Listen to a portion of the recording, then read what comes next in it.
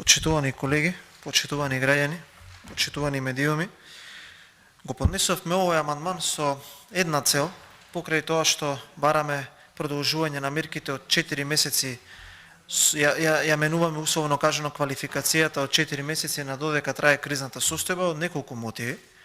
И покрај тоа што обезбедивме средства од ваков каков што е сега буџетот девастиран и спокраден, да се продолжи и рокот за 2 месеци, но и да се зголемат средствата, заради тоа што ние сме единствена држава можеби во Европа, која што во моментов има 4 официјално прогласени кризни состојби. Ние имаме мигрантска, имаме здравствена, имаме топлотна, имаме енергетска криза. И зошто ние ги прогласуваме тие кризи? За да и покрај тоа што опозицијата во парламентот секогаш излегува со, би кажал, одредени предлози за како да се надминат состојбите, и барем во овој дел се согласуваме дека не треба да се блокира, да сме под активна блокада, владата вели ќе прогласиме кризна состојба за да може брзо да носиме одлуки. И сега логично се поставува прашањето, ние еве да фатиме здравствената криза, сме 4 или 5, 6 месечија во криза, во кризна состојба. Кој сноси одговорност за тоа? Кои се правните последици од кризната состојба? Никакви. Еве имаме енергетска криза, прогласено на секој 6 месеци. Доаѓа до парламентот и ја изгласуваме. И еве наредни 6 месеци даваме можност владата да склучува договори меѓу другото во 4 очи. Зошто го правиме тоа? За да може некој да си ги склучува тие набавки и работава да си тече, без при тоа да не доаѓа до парламентот. И во ред, ајде некако да го прифатам, и на крајот, ако еднаш се случи кризна состојба, и ако уште еднаш се повтори таа кризна состојба, некој треба во оваа држава да одговара, затоа што не си ја завршил работата. Кој одговара во оваа држава? Дали ние плаќаме министри, директори, премиер? Да, плаќаме. Па тогаш, која е потребата од кризната состојба? Зошто ние само да повторуваме кризна состојба, кризна состојба, кризна состојба, без при тоа на крајот од тие 6 месеци некој да дојде и да даде извештај, да каже што направил во оваа кризна состојба, да каже дали ги подобрил резултатите, дали нешто е подобрено? Не. И зошто ние им даваме кризна состојба? Зашто ќе ни е во оваа држава министер за економија, мене некој да ми објасни тука?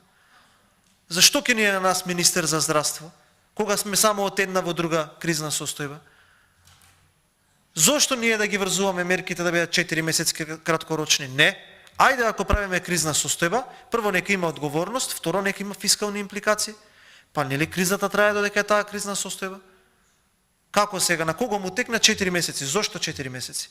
Не. Ако прогласуваме кризна состојба, до тогаш да траат и мерките. Па после тој министер за економија и оној криминалец што е директор на РЕК, односно на ЕЛЕМ, се извинувам, мада нема голема разлика, кога ќе отиде на работа ќе се замисли што правам. Затоа што тој криминалец оваа држава ја чини над половина милиарда евра. Зошто? Затоа што не си ја работи работата. Затоа што не прави нови откривки на јаглен, затоа што не набавува енергенсе за произведува ефтина електрична енергија, затоа што овие кои што треба да ја санираат таа топлотна криза и оној премиер кој што кажува во Струмица како он го решил проблемот со парното грејење во Скопје, врска нема, лага, затоа што сега на 15 ноември ако не користиме дизел и ако не го заградиме градот Скопје, рекордно некогаш нема да можеме да продуцираме топлотна енергија. И кога ќе престане ова? А како се користат кризните состојби, како што кажав, исклучиво во склучување на набавки во 4 очи. Тоа можеме да го видиме и од извештајот на Државниот завод за ревизија. Прво каде што кажува дека ковид мерките кои што оваа влада ги предложи, а заеднички ги донесовме и тогаш си натевте, половина си спокрадени.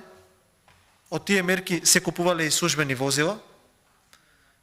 Службени возила се набавувале од ковид мерки во услови на здравствена криза.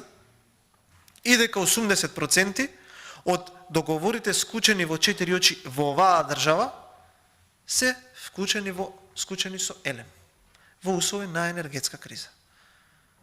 И зошто се склучуваат тие договори? Затоа што вие додека седите тука, одговарате пред граѓани, граѓаните ве прашуваат за проблемите, затоа што ги имаат, вие сте пратеници од власта, некој кој што не седи тука, некој кој што не го брани ова што вие го браните, затоа што е необранливо, станува најбрзо растечки богаташ во државата. Зошто? Затоа што склучува договори во 4 очи со кризните состојби кои што вие му ги дозволувате. И некој сега ќе купува бутици во Истгейт, неговото предпријатие од предпријатие кое што е најрентабилно ќе стане загубар, ќе генерираме трошоци, ќе се срамеме пред светот, а од друга страна ќе велиме 4 месеци по 750 денари помош за граѓаните. Не може да биде тоа така. Тоа така не треба да биде. Треба да биде поинаку. Треба некој да сноси одговорност. Затоа што министер на ресорно министерство, кое што 2 пати поред има прогласено кризна состојба, треба да се даде оставка. И не само што треба да се даде оставка, тој треба на квоци да биде избркан од владата. Затоа што прикажува негативни резултати. И еве ќе поминат овие 6 месеци, вие пак ќе му дадете кризна состојба. Која е одговорноста?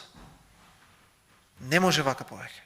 Мора да ги врземе луѓето со датуми. Мора прво да почнат да идат на работа, второ да штедат и трето, ако не сакаат првото и второто, само да не крадат. Само да не се краде. И кога ќе правиме антикризни мерки или да им помагаме на граѓаните, доколку сме се обврзале дека треба да му дадеме поволности за кризна состојба, тогаш до тогаш нека траат и мерките. Не 4 месеци. Не може 4 месеци. Неприфатливо е за мене тоа 4 месеци. Тоа го нема никаде. И ќе поминат тие 4 месеци, и уште 2 месеци ќе бидеме во кризна состојба, и граѓаните нема да имаат помош. А зошто граѓаните нема да имаат помош и тие 2 месеца, дури и по 750 денари? Затоа што овој што треба да иде на работа не си ја завршил работата.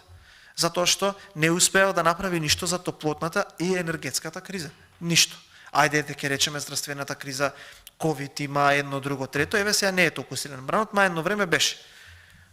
Го гледаме Венко Филипче, наместо да биде во затвор, затоа што она што го направи е злосторство против човештвото, од прв до последен момент од кога менаџираше со кризата, човекот седнал на трибина до Заев и му аплодира на миротворецот, хуманитарецот, човекот.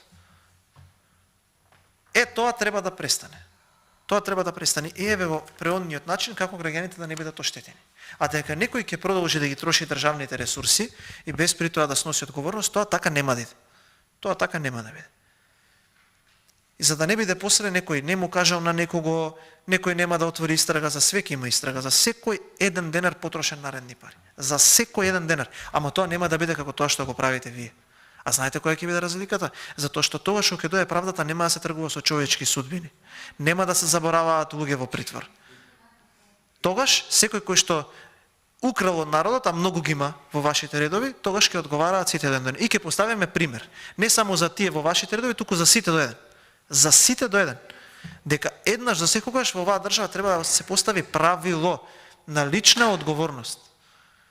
На лична одговорност правило. Дека не може тој што се занимава со политика да биде истовремено и бизнисмен побогат од тие кои што се занимаваат 32 години со политика.